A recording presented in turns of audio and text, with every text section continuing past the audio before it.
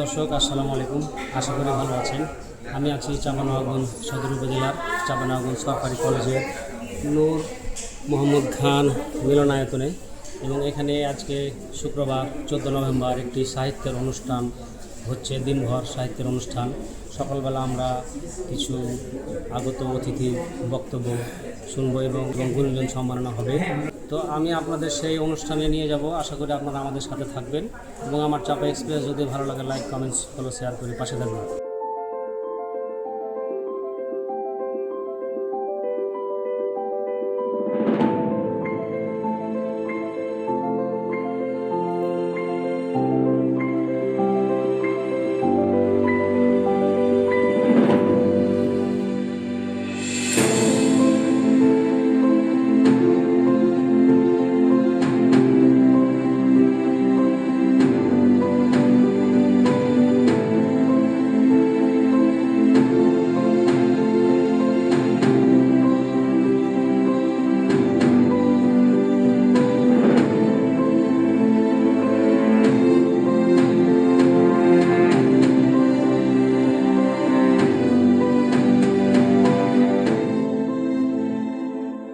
السلام عليكم.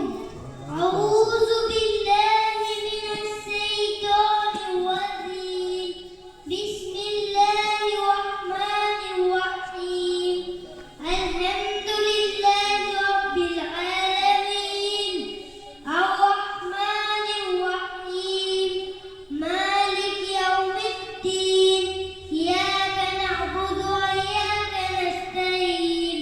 اهدنا الصراط المستقيم صراط الذين أنعمت عليهم غير المغضوب عليهم ولا الضالين. বিসমিল্লাহির রহমানির রহিম। ভাষা বাংলাদেশ সাহিত্যপ্রেমী পরিষদ কর্তৃক আয়োজিত আজকের এই সভার প্রথম পর্বের সম্মানিত সভাপতি, মঞ্চে উপবিষ্ট অতিথিবৃন্দ, মঞ্চের সামনে আসরে অধিষ্ঠিত সম্মানিত গুণীজন, সবার প্রতি আমার আন্তরিক সালাম। আসসালামু আলাইকুম। আজকের এই আয়োজন একটি ব্যতিক্রম ধর্মীয় আয়োজন, যেটি সচরাচর খুব কম আয়োজিত হয়ে থাকে। শুরুতেই সবাইকে আজকের এই আয়োজনে আমি স্বাগত জানাচ্ছি। এইরকম আয়োজন বিশেষ করে আমরা যারা সাহিত্য চর্চা করি, প্রতিনিয়ত দেখি আমাদের এই নতুন প্রজন্ম, তাদের মধ্যে সাহিত্যের প্রতি অনুরাগ, সাহিত্যের প্রতি আগ্রহ, সাহিত্য চর্চা কিংবা সাহিত্য কর্ম, এগুলো একেবারেই উল্লেখ করবার মতো কিছু নেই। বিশেষ করে এই প্রজন্ম বর্তমান সময়ে সবচেয়ে বড় যে মহামারী, বিশেষ করে মোবাইল ফোনের প্রতি আসক্তি, এই আসক্তি তাদেরকে সাহিত্য থেকে অনেক দূরে সরিয়ে নিয়ে গেছে। শুধু সাহিত্যই নয়, শিক্ষিত হবার যে মূল চাবিকাঠি, পড়ালেখা কিংবা জানার প্রতি, জ্ঞানের প্রতি যে আগ্রহ, এটি একেবারে আমার দৃষ্টিতে অনেক নিম্নে নেমে গেছে। তো এটি একটি অশনি সংকেত। ভবিষ্যতে সাহিত্য সৃষ্টির পথে বড় একটি অন্তরায়। আর এ থেকে উত্তরণের জন্য আমাদের যারা গুণীজন রয়েছেন, সাহিত্য সেবক রয়েছেন, সাহিত্যপ্রেমী রয়েছেন, তাদেরকেই এই গুরুভারটি গ্রহণ করতে হবে। বিশেষ করে সাহিত্যের প্রতি আগ্রহ, আকর্ষণ সৃষ্টির জন্য যে দায়িত্ব, যে কর্তব্য বা যে কাজ, এটি মনে হয় আমাদের যারা সিনিয়র সিটিজেন রয়েছেন তাদেরকেই গ্রহণ করতে হবে। নতুন আজকের আয়োজন এটি আরো বেশি বেশি পরিমাণে অনুষ্ঠিত হওয়া দরকার। যার শুরু হলেও এই বাসাক আয়োজন করেছে, এই জন্য আমি বাসাককে ধন্যবাদ জানাই। কৃতজ্ঞতা জানাই আজকের এই আয়োজন যারা সফল করতে সময় দিয়েছেন, শ্রম দিয়েছেন, এবং যারা ব্যক্তিগত কাজকর্ম বিশেষ করে ছুটির দিনে সকলে একটু নিজের মতো করে সময় কাটাতে চান, সেই ব্যক্তিগত সময় থেকে কষ্ট করে হলেও আজকে এই অনুষ্ঠানের জন্য সময় বের করে নিয়ে এই পর্যন্ত এসেছেন, সেজন্য আপনাদের কাছে আমি কৃতজ্ঞ। আপনারা অবশ্যই সাহিত্য অনুরাগী এবং সাহিত্যকে ভালোবাসেন। শুদ্ধ সাহিত্য চর্চার আগ্রহ আপনাদের মধ্যে আছে, যার প্রমাণ আজকে আপনারা এখানে উপস্থিত রয়েছেন। এটি শুধু আমরাই যারা এখানে উপস্থিত রয়েছি তাদের মধ্যে আরো আগ্রহী হব, চেষ্টা করব যে আমাদের প্রজন্ম যারা ভবিষ্যতে এই দেশের কান্ডারি হবে তাদেরকে বিশুদ্ধ সাহিত্যের সন্ধান দেব, আগ্রহী করে তুলব এবং সর্বোপরি জ্ঞানের প্রতি তাদেরকে অনুরাগী করে তুলব। তাহলেই মনে হয় আমাদের দায়িত্ব সর্বতভাবে না হলেও কিছুটা পালন করা হবে। তো সবাইকে আমি আবারও স্বাগত জানাই আজকের প্রথম পর্বের অনুষ্ঠান। আপনারা প্রথম পর্বের শেষ পর্যন্ত উপস্থিত থাকবেন এবং দ্বিতীয় পর্বেও অবশ্যই উপস্থিত থেকে আজকের এই অনুষ্ঠানকে প্রাণবন্ত করবেন, সফল করবেন, সেই আশাবাদ ব্যক্ত করি।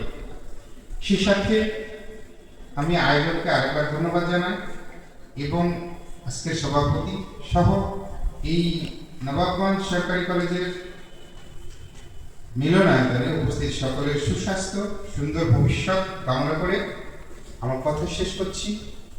ধন্যবাদ সবাইকে। আসসালামু আলাইকুম। আলোচনা করার জন্য বিদ্যুৎভাবে অনুরোধ করছি সৈয়দা বদরুন্নিসা, শিক্ষক, গবেষক, লেখক, প্রবীণ কলামিস্ট, সহকারী অধ্যাপক, পড়ালেখা কলেজ রাজশাহী ও খণ্ডকালীন শিক্ষক, ডেপুটি ইউনিভার্সিটি মৌলভী।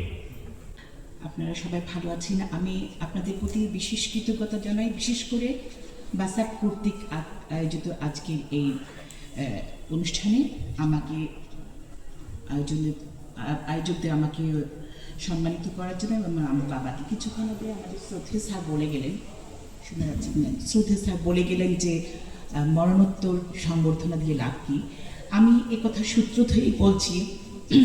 আমার বাবা প্রফেসর মোহাম্মদ জব্দুল হক, আসলে উনি এই কলেজে ছিলেন। আজকে আমি যেখানে দাঁড়িয়ে আছি, আমার বাবা আমার শুধু নবাবগঞ্জ জেলা নয়, এটা আমাদের শেকড়, এবং আমার আব্বা এখানে চিরনিদ্রায় শায়িত আছেন।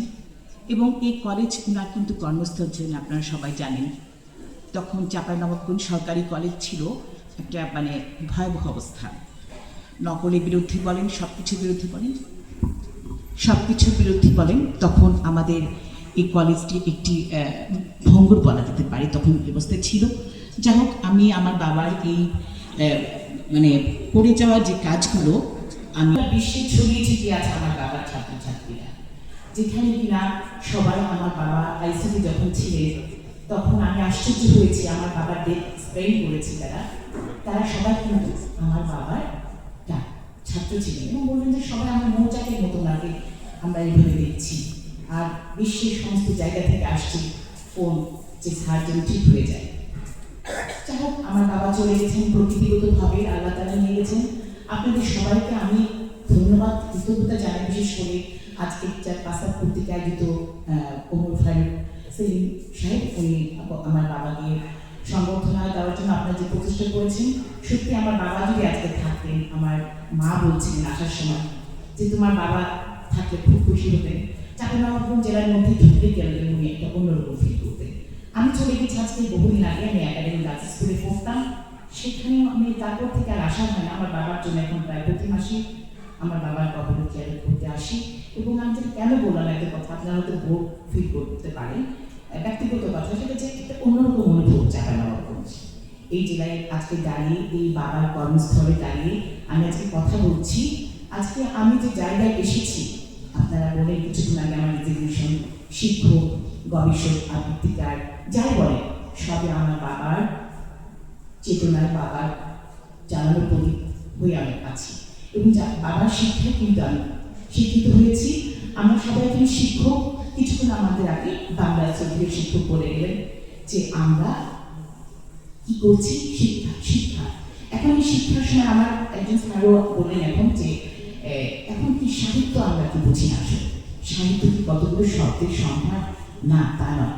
সাহিত্য হচ্ছে সব কিছু নিয়ে, এটা চেতনা, মনন, আমাদের সব কিছু জাগ্রত করে। এই সাহিত্যের মাঝে কিন্তু আমাদের বিনয়িতা প্রকাশ পায়। যে সাহিত্য জানবে না সে কিন্তু কিছু না। সাহিত্যের পরে আসবে আমাদের অন্য কিছু শেখা। সাহিত্যের মাধ্যমে কিন্তু আমরা সব কিছু শিখি। সত্যি খুব কষ্টের বিষয়, আজ আমরা আবৃত্তি শুনি না, আজ আমরা রবীন্দ্রসঙ্গীত শুনছি না, আজ আমরা সাহিত্য চর্চা করি না। এই কেমন কথা? কোথায় আমরা আসলাম?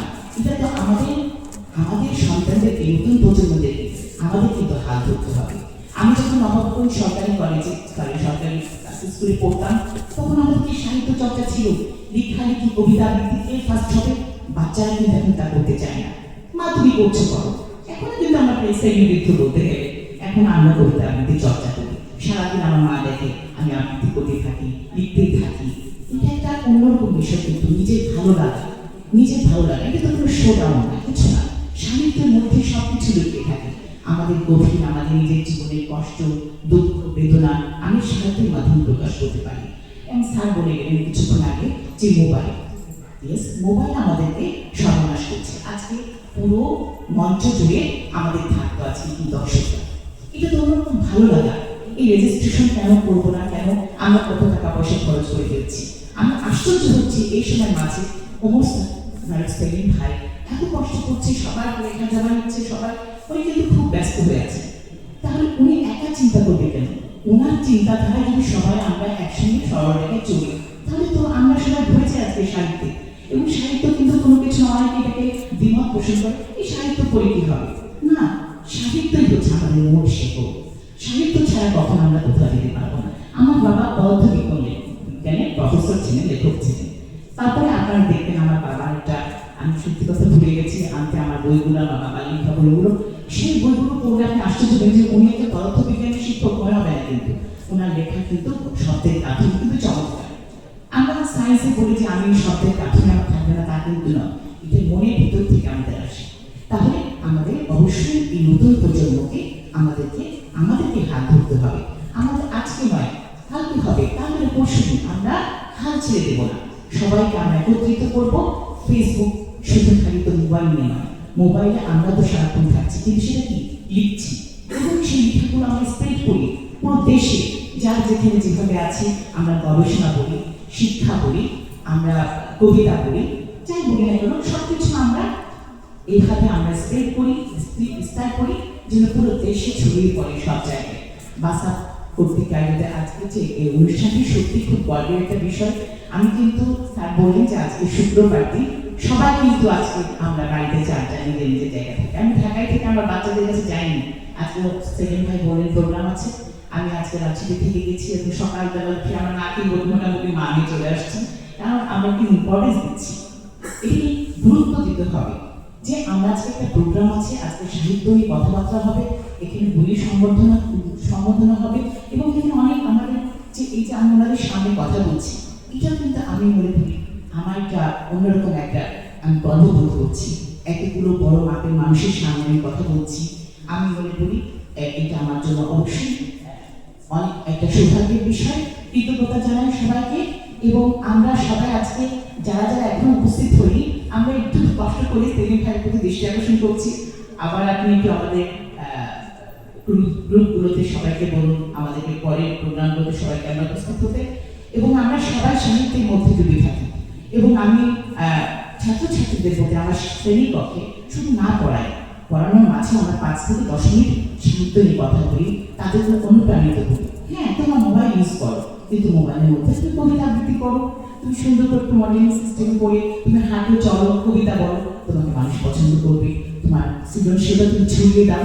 এইভাবে আমরা নানানভাবে আকর্ষণ করতে হবে ক্লাস নিয়ে। এখন তো ক্লাসই করে না, ঠিক বলছি কিনা স্যার জানি না, এখন ক্লাসই করতে চায় না। ক্লাসিক চমক প্রদান করার জন্য আমরা নানা রকম উপায় বেছে নিতে পারি, সেটা হচ্ছে একটা সাহিত্য কিন্তু একটা উপাদান হতে পারে। সেই উপাদানের মাধ্যমে আমরা কিন্তু সেগুলো আমরা করতে পারি। আমি বেশি কথা বলে ফেললাম আসলে, সময় খুব কম। সবাইকে ধন্যবাদ। আমি আছি আপনাদের সাথে। কিছুক্ষণ পরে আমি আমার সরচিত কবিতা নিয়ে আসবো, আমার বাবাকে নিয়ে লেখা, আমাদের নিয়ে লেখা। ভালো থাকুন সবাই, আমরা সবাই একসাথে থাকি। ধন্যবাদ সবাই। আসসালামু আলাইকুম। জনাব মাহফুল আক্তার পরে কবি, সংগঠক ও প্রকাশক, বইটি প্রতিষ্ঠাতা, তিনি আমাদের মাঝে আছেন। ওনার কণ্ঠে দুটি কথা শুনব। শুভ সকাল। আজকে এই মহতী অনুষ্ঠানের সম্মানিত সাংবাদিক, লেখক ও গবেষক ওনার বক্তব্য বিরোধী হলেও উনি অনেক বাস্তবসত্য কথা বলেছেন। যে সাহিত্য সংগঠনগুলো যারা, বিশেষ করে সংগঠন যারা সংগঠিত করে, তাদের যে কত কাঠখড় পোড়াতে হয়, কত শ্রম দিতে হয়, কত অর্থ ব্যয় করতে হয়, আমি একজন সংগঠক হিসেবে এটা মর্মে উপলব্ধি করি।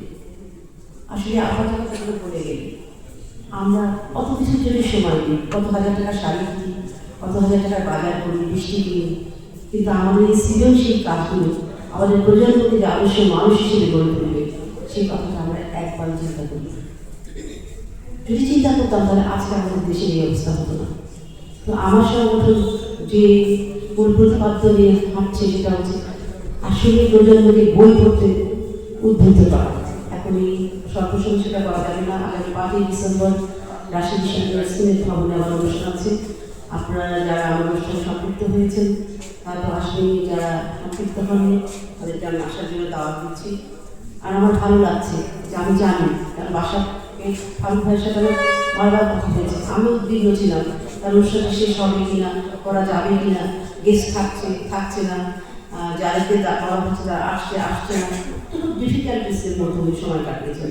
তারপরে আমি আজকে বলবো যেসব গরিবজনকে আমি ডিসপ্লেতে দেখতে পাচ্ছি, আর বিশেষ করে আমি ছোটোবেলা থেকেই আমার বোনের বাসা এখানে, খালুর বাসা এখানে, আমি একটা জিনিস খেয়াল করেছি যে প্রত্যন্ত এলাকা থেকে চাঁপাইনবাবগঞ্জ সদর পর্যন্ত মানুষ এত সৃজনশীল এবং এত প্রতিভামুখ তারা, আমি মাঝে মধ্যে অভিভূত হয়ে যাই। এবং আমি কতবার আমার অনুষ্ঠানে বড় হইয়াতে আমি এসে একটা ঘোষণা দিয়ে গেছি, আমার তো প্রতি জেলায় একটা করে উৎসব হয়, তো আমি ফার্স্ট উৎসব করবো চাঁপাইনবাবগঞ্জে। আর আমার জাতীয় উৎসব যেহেতু 5ই ডিসেম্বর, সেটা আমাকে রাজশাহী বিভাগীয় শহরে করতে হবে। তো আমি আপনাদের সবাইকে, আমি এখানে অনেক চ্যানেল দেখতে পাচ্ছি, কবি ছোট গল্পকার রীতি আমাকে দেখতে পাচ্ছি, আফরোজ আমাকে দেখতে পাচ্ছি, আমি দেখতে পাচ্ছি বারোপরিয়া অধ্যয়ন সম্মত কলেজের অধ্যক্ষ মিথুন স্যার, আমার অনেক পরিচিত জন আছে, মন্ত্রী বিশ্ব এনামুল হক স্যার আছে, আরও আমার অনেকে অপরিচিত। তবুও ভালো লাগছে যে এত অল্প সময়ের মধ্যে ফারুক ভাই এনাদের একত্রিত করেছেন, এবং আপনাদেরকে অসংখ্য ধন্যবাদ জানাই ফারুক ভাইয়ের পক্ষ থেকে, আপনারা কষ্ট করে এসছেন। আর আমার আসলে আসার মতো কোনো পরিবেশ ছিল না, পরিস্থিতিও ছিল না। আমি গতকাল পর্যন্ত আমার অনুষ্ঠান অনুদানের জন্য কমিশনার অফিস, ডিসি অফিসে আছে, যেখানে আমি করছিলাম, কালকে সংগঠন নিয়ে যাই, তখন আমি চিন্তা করলাম যে আসলে আমি নিজের সংগঠন, আমার আসা উচিত। আমি আজ এই বগুড়া যাওয়ার কথা না, যে আমি এখানে এসেছি এবং আমার এসে ভালো লাগছে। আমরা কতজন মানুষ হলাম, কতগুলো চেয়ার ফেলবে, যেটা সেটা বড় কথা। বড় কথা আজকে যে গুণীজনদের তাদের যে বক্তব্যগুলো শুনলাম, আমাদের যে আকাঙ্ক্ষা, আমাদের যে আক্ষেপ, এগুলো আমরা জানলাম, এবং আমরা পরবর্তীতে এগুলো থেকে কীভাবে উত্তরণের পথ পাবো, এবং আমাদের প্রজন্মকে, বিশেষ করে আমার কথা আমাদের খুবই আকর্ষিত করেছে যে আমরা আমাদের প্রজন্মকে কেমন করে সাহিত্যমুখী করবো। সাহিত্যমুখী না করলে আমার একটা স্লোগান আছে, আসলে আদর্শ বই পড়ি, আদর্শ সৃজনশীল প্রজন্ম করি। আমরা যদি ঘর থেকে শুরু না করি, আমি যদি এই কাজগুলো না করি, আমার সন্তানরা শিখবে না, আমি শিক্ষক হিসেবে যদি না করি, আমার ছাত্ররা শিখবে না। তাই আমাদের সবারই উচিত চ্যারিটি বিজনেস আমরা হোক, আমাদের ঘর থেকে শুরু করা। আমি বেশি কিছু বলতে চাই না। ফারুক ভাইকে আজকে অক্লান্ত পরিশ্রমে যেটুকুই হয়েছে, যা কিছু হচ্ছে, তার জন্য অসংখ্য ধন্যবাদ জানাচ্ছি, এবং ধন্যবাদ জানাচ্ছি যারা আজকে কষ্ট করে এখানে এসেছে। ধন্যবাদ সকলকে। কিছু কথা শোনার জন্য মোহাম্মদ এনামুল হক, বীর মুক্তিযোদ্ধা, লেখক, গবেষক এবং অবসরপ্রাপ্ত কৃষি কর্মকর্তা। আজকে এই অনুষ্ঠানের সম্মানিত সভাপতি বন্ধুবর্গ জনাব সেলিম জাহাঙ্গীর, মঞ্চে উপবিষ্ট অধ্যাপক জনাব গোলাম মুস্তফা, জনাব সাংবাদিক জনাব শামসুল হক টুটু, জনাব সৈয়দা বদিউন্নেসা এবং সম্মুখ সামিতে উপস্থিত অধ্যক্ষ মাতুল সামি কর্মী এবং সদস্য মণ্ডলী, সবাইকে শুভেচ্ছা জানাচ্ছি। আপনাদের অনেকের সাথে পরিচয় নেই, অথচ নবদের মানুষ। নিজের পরিচয় করতে আমার বাড়ি ছিল টিরা উঁচুপুর ইউনিয়নে, যেটা পদ্মা ভাঙন বিলীন হয়ে গেছে। আমার ছোট ভাই এই কলেজের একজন সহযোগী অধ্যাপক, তিনি অর্থনীতি আছেন, তার নাম মজুর রহমান। আর আমি বিসিকে চাকরি করতাম, রিটায়ার করেছি 2018 সালে।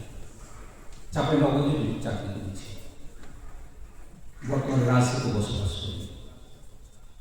আমি মুক্তিযুদ্ধে বই লিখেছি, এই আমার পরিচিত। এখন তো আমার বইগুলো মূলত একটু ব্যতিক্রম ধর্মী। ব্যতিক্রম ধর্মী এই সেন্সে যে আমরা একটু মাঠ পর্যায়ে গিয়ে তথ্য সংগ্রহ বই লিখেছি। আমি একটি বইয়ে বা কোনো স্মরণিকায় বা কোনো সংবাদপত্রে কোনো লেখা পেলে সেটাকে গ্রহণ করি। যখন দেখেছি যে একটা খবর পেয়েছি যেখানে একটা ঘটনা ঘটেছিলাম, সেখানে গেছি। এই করতে করতে আমি 8টি বই লিখেছি মুক্তিযুদ্ধ। আমার প্রথম বই চাঁপাইনবাবগঞ্জের মুক্তিযুদ্ধ, এটা 2013 সালে প্রকাশিত। এই বইটি লিখতে গিয়ে এমন কোনো স্পট নাই এই মুক্তিযুদ্ধে যেখানে 2 বার 3 বার 4 বার যায়নি, এবং সেটা তার এমন কোনো মুক্তিযোদ্ধা নেই যার সাথে কথা বলিনি। তবে এমন কোনো মুক্তিযোদ্ধার সংগঠন ছিল না যার সাথে কথা বলিনি। এই করতে তার 3টি জেলার বই লিখেছে মুক্তিযুদ্ধে। প্রথমে চাঁপাইনবাবগঞ্জ, তারপর রাজশাহী, তারপর সিরাজগঞ্জ। পাশাপাশি গণহত্যার কাজ করেছি। আমার একটি বই আছে 71 গণহত্যা বৃহৎ রাজশাহী জেলা, এটা কথা প্রকাশ করেছিল। সেখানে 111টি গণহত্যা বিস্তারিত বিবরণ আছে। 2609 জন শহীদের নাম ঠিকানা সহ তালিকা আছে। আমার আরেকটি বই আছে গণহত্যার উপর, গণহত্যা 71 পাবনা সিরাজগঞ্জ। সেখানে এই 2 জেলার 56টি গণহত্যার বিস্তারিত তথ্য আছে। 1618 জন শহীদের তালিকা আছে। তা আমি যেভাবে কাজ করেছি একেবারে মাঠ পর্যায়ে তথ্য সংগ্রহ করি। তারপরে ভ্রান্তি হয়েছে, হয়তো একজনের কথার সাথে একজনের কথা মিলেনি, একজন যে তথ্য দিয়েছেন আরেকজন সেই তথ্য সাথে মিল হয়নি। সেগুলো আমার নিজ বিদ্যা বুদ্ধি মোতাবেক আমি যাচাই বাছাই করে তারপর প্রকাশ করেছি।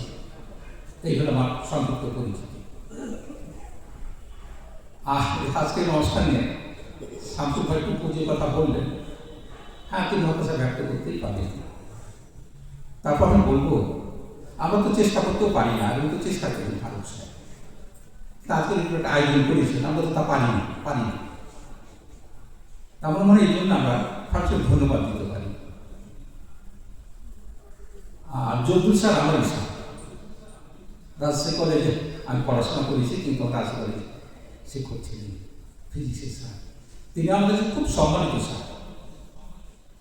যারা তার ছাত্র এখনো তাকে খুবই আমরা সম্মান করি। সেই স্যারের সাথে আমার পরিচয় হলো, এটা আমার চরম সৌভাগ্য, আমি অভিভূত। তো আমার মনে হয় আজকে এই অনুষ্ঠানে আপনারা কবিতা পাঠ করবেন, আবৃত্তি করবেন, ছোট গল্প করবেন, আমার মনে হয় আপনাদের সুযোগ করে দেওয়া উচিত। তাই আমি আমার কথা না বাড়িয়ে এখানে শেষ করছি। সবাইকে ধন্যবাদ। আবৃত্তিতে যাব কবি আহমেদ বাশিরের কাছে। সরকারি প্রধান শিক্ষক, হরিপুর সরকারি উচ্চ বিদ্যালয়। আসসালামু আলাইকুম ওয়া রাহমাতুল্লাহ। আমি কোনো ভূমিকা না করে আমার কবিতায় আবৃত্তি করে চলে যাব। কবিতার নাম স্বর্গপানে।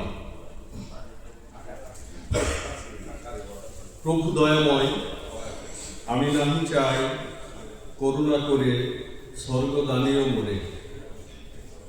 মম প্রার্থনা নিয়োগ আমায় সে মহাদানের যোগ্য করে। না চাইতে মরে করেছ দান, আলোক বাতাস তনু মন প্রাণ। কবুল করিও যেন চলতে পারি তোমার দেখানো সুপথ ধরে। আমি গুনাহগার করি না ভয়, করবে মোরে কালিমাময়। স্বর্গ থেকে মর্ত আবার স্বর্গপানে, যেন ধেয়ে যায় পেটি ডোবে। জীবন চলনে নিখিল ভুবনে, দেখি মহিমা তোমার দুনয়নে। মম আমলে হও যদি রাজি, ফুরায়ে যাবে না রত্নরাজি। তুমি জানো মন চাই সারাক্ষণ, তব নেয়ামত মালা প্রাণ ভরে। আসসালামু আলাইকুম ওয়া রাহমাতুল্লাহ। মঞ্চে আমন্ত্রণ জানাচ্ছি কবি ও কথাসাহিত্যিক আফরোজা নাসরিন। আসসালামু আলাইকুম, আমি আফরোজা নাসরিন। শিরোনাম শিরীষ বন। শিরীষ বনে সবুজের ফাঁকে বাবুইয়ের বাসা ঝুলে আছে, ঠিক যেমন আমরা ঝুলে আছি মরা বাদুড়ের মতো। শিরীষের নরম হলুদ রোমশ উঠছে উতুঙ্গ বাতাসে, আমাদের গায়ে স্নিগ্ধ হাওয়া লাগে না। নাবিক হারিয়েছে দিশা, আমরা নিরুদ্দেশের পথে। ডালমাটাল ভাবে কচি পাতাগুলো ডলছে, নবযৌবনের রাস্টিকা খসে পড়ছে। রৌদ্রের অগ্রহায়ণে রোদ নেই, কতগুলো পাখির ডানা ভেঙে গেছে, কত পৃথিবী ছেড়েছে। পুরনো মানচিত্রকে নতুন রঙে রাঙাবে বলে মিছে মরিচিকায় ছুটে চলা কি মানায়? পরিধি প্রান্তরে বসে থাকে দুঃখিনী মায়ের। নজরুলের সামনের গান গাইতে আমরা ব্যর্থ। সুখের স্পন্দন কখন যে সংঘর্ষে জড়াই আমরা টের পাই না। আমি শিরীষের ফুল কপলে ছোঁয়াই, চোখ বুঝি আর পৃথিবীর কান্না শুনতে পাই। আমি কাঁদি, তোমরা দেখতে পাও না, শিরীষ ফুল ভিজে যায়। ধন্যবাদ সকলকে। কবি হাসানুজ্জামানকে মঞ্চে আমন্ত্রণ জানাচ্ছি। একটি কবিতা আবৃত্তি করব। কবিতার নাম সোনালী স্বপ্ন। ওই যে মানবীলতা ফুটে আছে তীক্ষ্ণ দৃষ্টি নিয়ে, বুকে তার অবিচল সোনালী স্বপ্ন, মনের মাঝে জনম জন্মে দিচ্ছে। নিজের সবটুকু উজাড় করে দিয়ে গড়ে তুলবে এক নতুন পৃথিবী।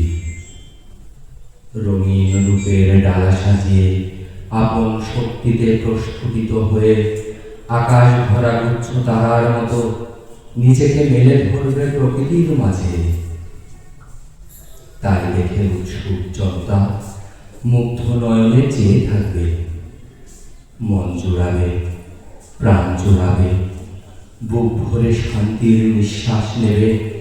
শত শত হেঁটে চলা ক্লান্ত পথিক ক্লান্তি ভুলে যাবে। কিন্তু সে জানে না সৃষ্টি আছে যার, ধ্বংস আছে তার। দুদিন বাদে ঝরে যেতে হবে, তবু উচ্ছ্বাসিত হাসি হাসি মুখ, বিষণ্ণতার কোনো ছাপ নেই চোখে। চলে যেতে হবে একা একা, ভুলে যেতে হবে হৃদয়ে জমে থাকা সুখ স্বপ্নের কত শত কথা। সব ভুলে ছেড়ে যেতে হবে এই পৃথিবীর মায়া, এই পৃথিবীর মায়া, এই পৃথিবীর মায়া। ধন্যবাদ সবাইকে। এ পর্যায়ে শিবগঞ্জ থেকে আগত আমাদের আর একজন কবি নাহিদুজ্জামান মাহিদ। মঞ্চে আমন্ত্রণ জানাচ্ছি নাহিদুজ্জামান মাহিদকে। বিসমিল্লাহির রহমানির রহিম। উপস্থিত আছেন সবাইকে জানাচ্ছি আসসালামু আলাইকুম।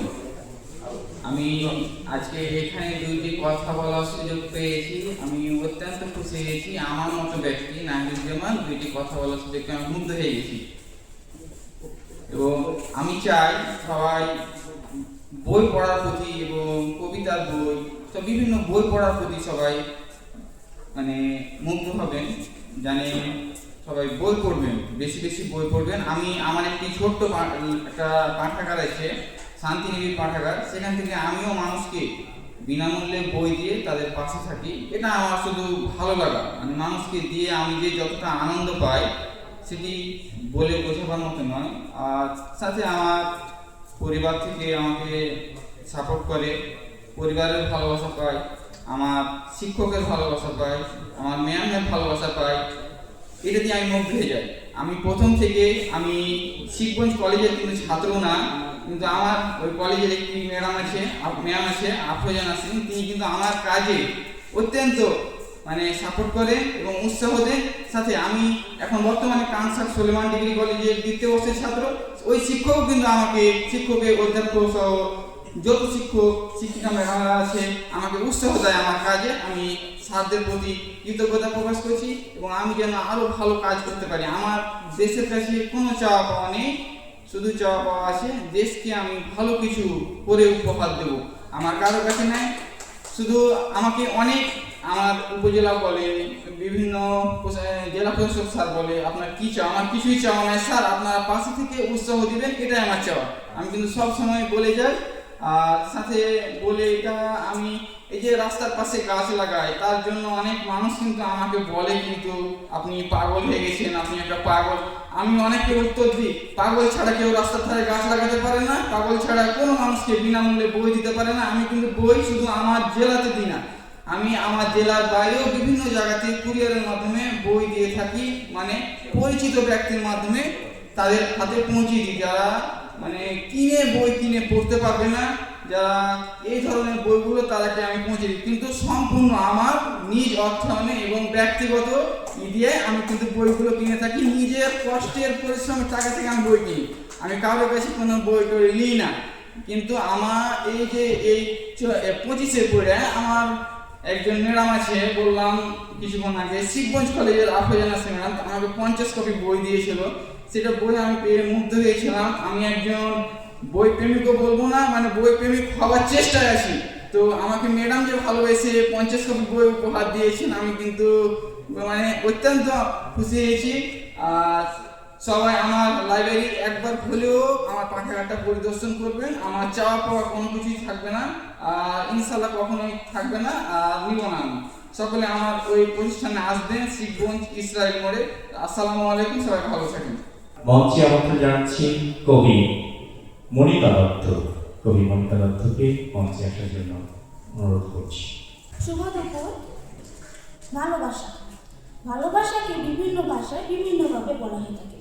বাংলায় বলি আমি তোমাকে ভালোবাসি, ইংরেজিতে বলে আই লাভ ইউ, কেউ বা বলে আরো কত কিনা বলে বিভিন্ন ভাষায়। তবে মনে রাখতে হবে, ভালোবাসা আছে বলেই তো জগতে কল্যাণ বিদ্যমান হয়ে আছে। ভালোবাসা জিন্দাবাদ। ইহা আবিষ্কার করলো কে? একে কেউ আবিষ্কার করেনি। এটা মানব অস্তিত্বের একটি সহজাত প্রাকৃতিক অংশ।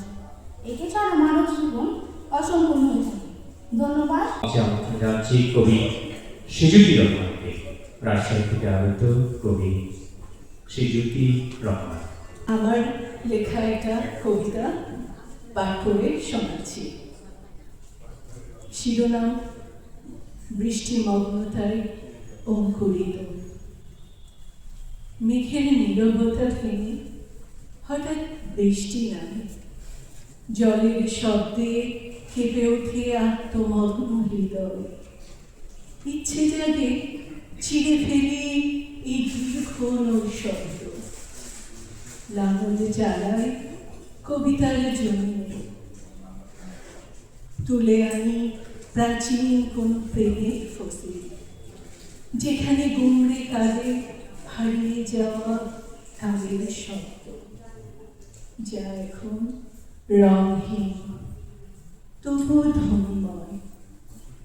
জল ক্রমশ বাড়তে থাকে, পানি ছুঁয়ে যায় পা, কোমর, তারপর বুক। জলঘরে হারিয়ে যায় কণ্ঠনালী থেকে উচ্চারিত শব্দমালা। দৃষ্টিসীমায় ভেসে ওঠে 3 চোখা মাছের ঝাঁক। তারা কি স্বপ্ন, নাকি অচেনা কোনো কবিতার প্রতিচ্ছবি? তবে কি কবিতা ভালোবাসে নীরবতা, স্বপ্নে বিভোর কোনো ঘুমন্ত বীজকে যে সময় মতো নিজেই অঙ্কুরিত হবে কোনো এক পরিপূর্ণ মৌসুমে, না বলা ব্যথার উন্মোচনে, শব্দের আত্মদায়। সবাইকে ধন্যবাদ জানাই। স্মৃতির অরণ্যে স্মৃতি বিজড়িত ইতিহাস, গল্প, কথা নিয়ে রচিত একটি গ্রন্থ। গ্রন্থটি রচনা করেছেন আলহাজ মোহাম্মদ শাহজাহান। ওনাকে মঞ্চে আমন্ত্রণ জানাচ্ছি। মঞ্চে আসছেন আলহাজ মোহাম্মদ শাহজাহান।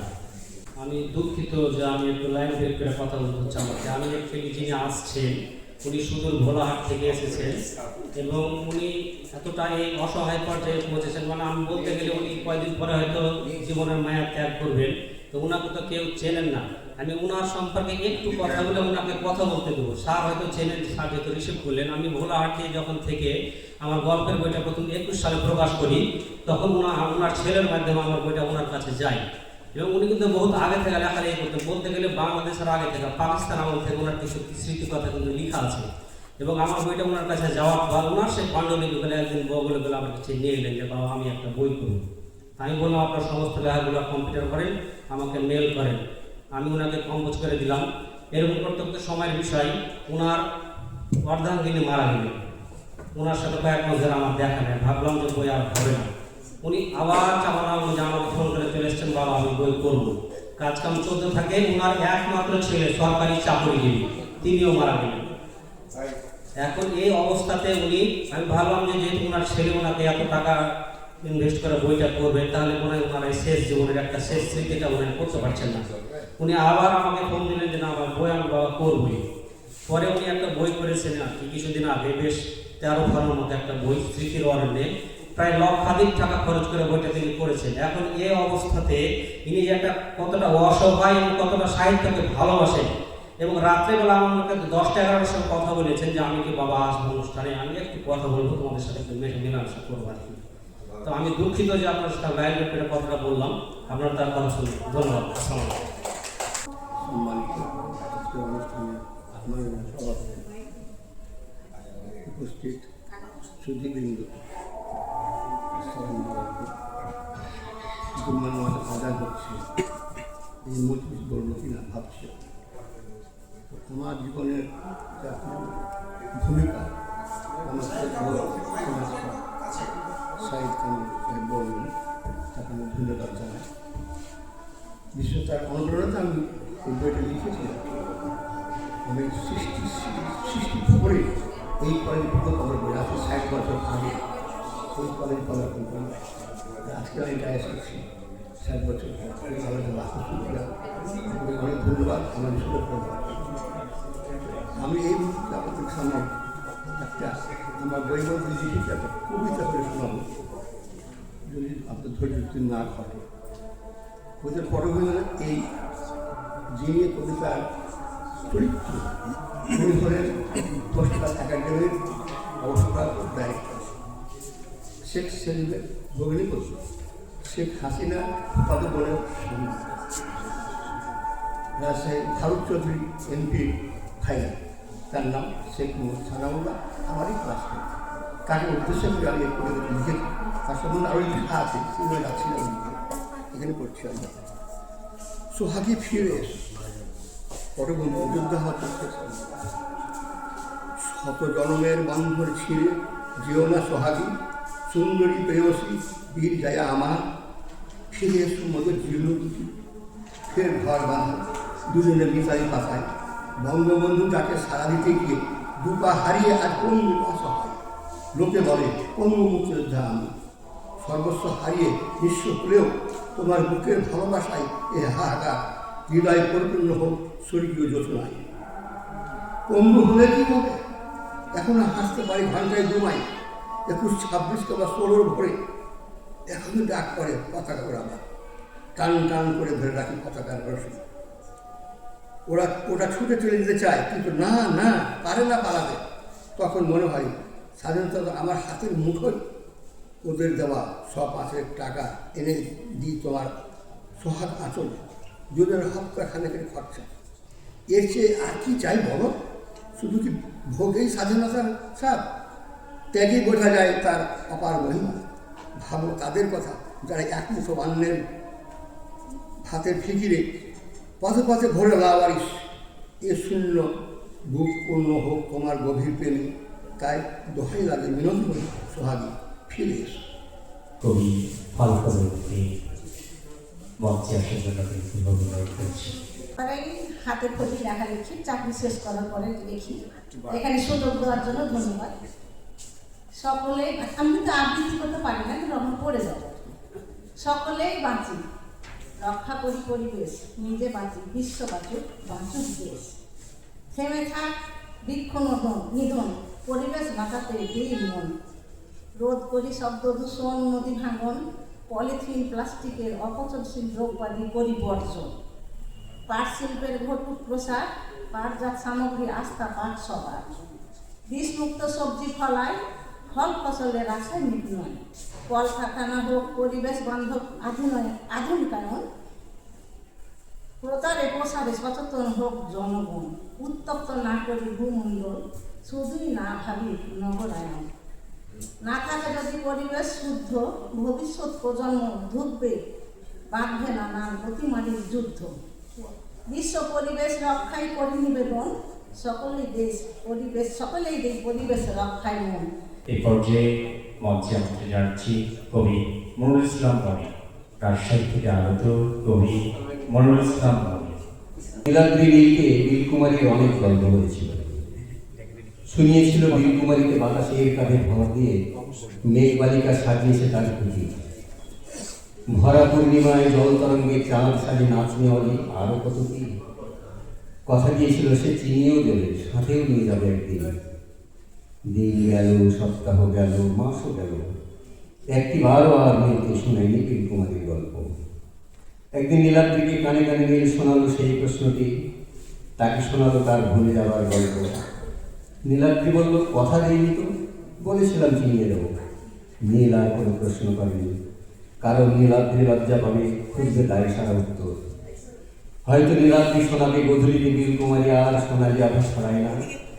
হয়তো বলবে পাখিরা আর পানি ছেড়ে ছেড়ে ওড়ে না, বক্সারসি ভুলে গেছে নানা ধাক্কাতে। অথবা পানকড়ির দল বলে না আর ঠোঁটে ঠোঁট রেখে কথা। ভরা পূর্ণিমায় জলের গভীরে চাঁদ আর মেঘের কপালে টিপ দেয় না। মাছরাঙা মাছ ধরে না, কি করে মাছ শিকার করতে হয় তাও মনে নেই। পাখিদের কণ্ঠল যুদ্ধ, শোনায় না বসন্তের আগমনী গান। হয়তো বলে দেবে প্রণয়ের এলচুল নিয়ে সমীরণ বায়ু আর খেলা করে না। নীলও চাইছিল নীলাদ্রি এভাবেই বলতে থাকুক দায়ী সারা তার কাব্যিক গল্প। নীল গালে হাত দিয়ে মীনাক্ষীর দিকে তাকিয়ে থেকে নিবিড়ভাবে শুনে যাবে তার মনোহারা গল্প। ধন্যবাদ। এই পর্যায়ে মঞ্চে আমন্ত্রণ জানাচ্ছি বিজহান তারিফ অপু। কবিতার নাম তাহলে একটি কবিতা লিখি। তোমার নাম রিমঝিম, কোন এক বৃষ্টি রাতে তোমার জন্ম বুঝি। বৃষ্টির বেদনার স্বর শুনে তোমার জন্ম যদি হয়, কি এক যন্ত্রণার কাহিনী হতে পারে তোমার নামের উপন্যাসটি। টলস্টয়ের মা নামের বৃহৎ গল্পটি হয়তো পড়েছ। মায়ের যন্ত্রণার আকুতি কি হতে পারে জেনে গেছো এতদিন। তোমার নাম তো রিমঝিম, এই যে এখনো সারা রাত অবলীলায় বৃষ্টি ঘুরে যাচ্ছে, কি আনন্দ হয়ে যাচ্ছে বরেন্দ্র ভূমির মাঠে মাঠে। নতুন ধানের চারা ফুটির ফুলসতে লকিয়ে উঠছে লায়েক প্রতীক জমিতে। অথচ মল্লিকপুর হাটে যাবে বলে যে সাঁওতাল রমণী সকাল থেকে সেজে গুজে আয়নায় চুল বেঁধেছিল, সে যেতে পারবে না বলে কেমন নিরাশ যোগথবু কাকের মতো। অতদূর বৃষ্টি হলে, অতএব বৃষ্টি হলে সুখ দুঃখ দুটোই কয়েনের এপিঠ।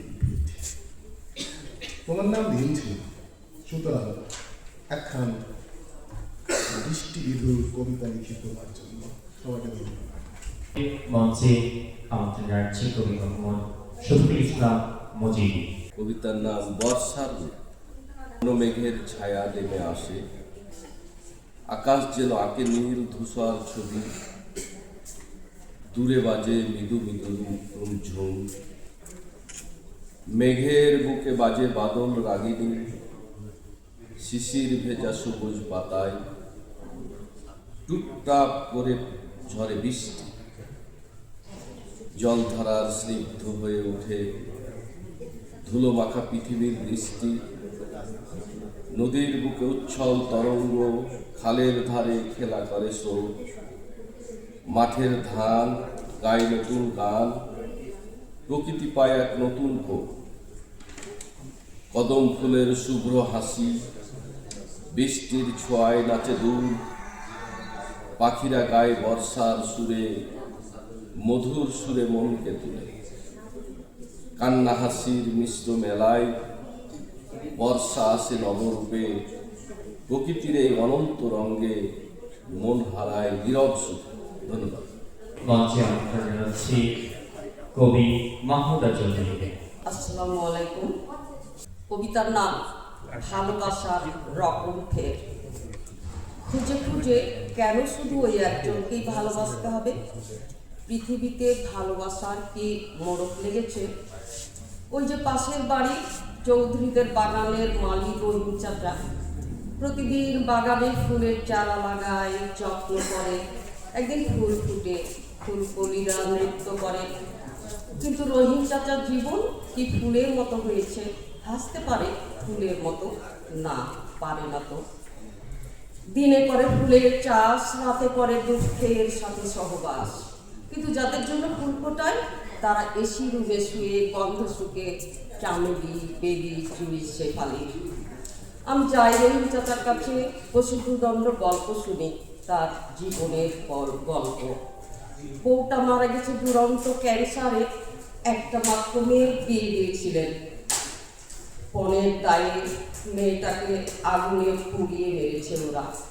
রহিম চাচার কুচকালো গাল দিয়ে গড়িয়ে পড়ে দু ফোঁটা অশ্রু। আমারও চোখ দুটো চিকচিক করে ওঠে। ভালোবেসে রহিম চাচা রোজ সকালে একগুচ্ছ ফুল দিয়ে যায় আমাকে। আমি সযত্নে ফুলদানিতে তুলে রাখি রহিম চাচার ভালোবাসা। আমাদের গায়ের গোয়ালিনী বিন্দি মাসি, টানাটানির সংসার। আমার কাছে আসে, টাকা ধার চাই, এটা ওটা চাই, আমি সাধ্য মতো দিই। বিনিময়ে বিন্দি মাসি প্রতিদিন দুধে পানি মেশানোর আগে আমাকে খাঁটি দুধটা দিয়ে যায়। আমি পান করি দুধ নয়, বিন্দি মাসির ভালোবাসা। ওই যে হাড়বিকলিকে পথের সামনেওটা, ওকে প্রতিদিন কিছু না কিছু খেতে দিই। ব্যাস, সামনেওটা আমার প্রেমে পড়ে গেল। আমার দুয়ারে এসে বসে থাকে চুপচাপ, নেড়ে নেড়ে আমাকে ভালোবাসা জানায়। সারা রাত জেগে আমাকে পাহারা দেয়। আমি নিশ্চিন্ত মনে পালনকে ঘুমাই। এই যে এত এত সব ভালোবাসা, এগুলোর কি কোনো নাম হয়? এর কি কোনো প্রতিদান হয়? আমার জানা নেই। তবুও পাগল মনটা কেন যেন ওই একজনকেই খুঁজে খুঁজে ফিরে।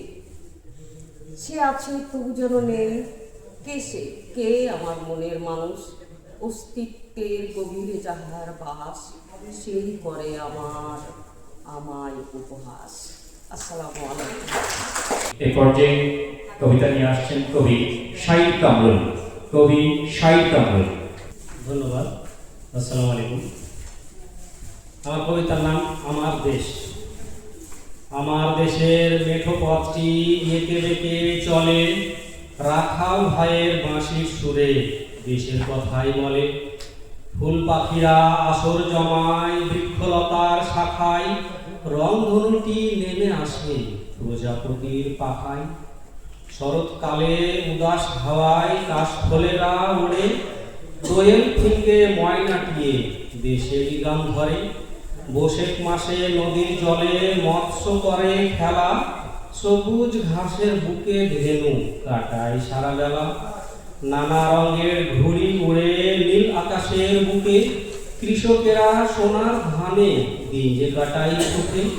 সারা নিশীতে আলোক ছড়ায় জোনাকিরা সব, দিঘির জলে তারার মেলায় উঠে কলরব। বর্ষাকালে কদম্ব ফুল ফোটে আপন মনে, ডাহুক ডাকে দূরে কোথাও নলখাগড়ার বনে। আপন মনে পুষ্প তাহার গন্ধ ছড়ায় রোজ, সকল দেশের রানী হবে করো যদি খোঁজ। নৌকা সে তো পাল তুলে যায় নদীর জলে ভেসে, এই দেশেতে জন্ম আমার প্রয়াণ হবে শেষে। ধন্যবাদ। আমাদের এই সেশনে সম্মানিত সভাপতি জনাব জাহাঙ্গীর সাহেব, বর্ষিয়ান সাংবাদিক, লেখক এবং গবেষক, ওনাকে এই সেশনে আলোচনা এবং সমাপ্তি ঘোষণার জন্য বিনীতভাবে অনুরোধ করছি। শুরুটা অনেক দেরিতে হয়েছে, তবে শেষটাও দেরি হয়ে গেল। আমি আপনাদের বেশি সময় নেব না, ধৈর্যচ্যুতি ঘটাবো না, কারণ এখন সবাই নামাজে যাবেন বা খাওয়া দাওয়ার জন্য ব্যস্ত হয়ে আছে, সেটাও ঠিক। তো এখন কিছু কথা বলতে হয় সভাপতি।